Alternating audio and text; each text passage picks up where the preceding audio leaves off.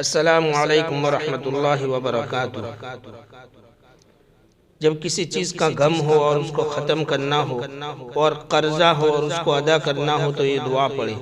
اللہم انی اعوذ بک من الہم والحزن واعوذ بک من العجل والکسل واعوذ بک من الجبن والبخل واعوذ بک من غلبۃ الدین وقہر الرجال۔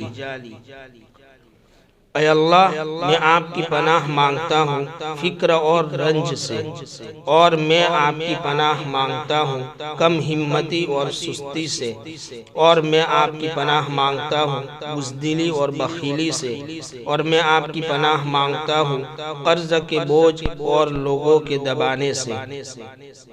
جو شخص صبح کے وقت یہ دعا پڑھ لے تو اس کا غم ختم ہو جائے گا اور اس کا قرض ادا ہو جائے گا۔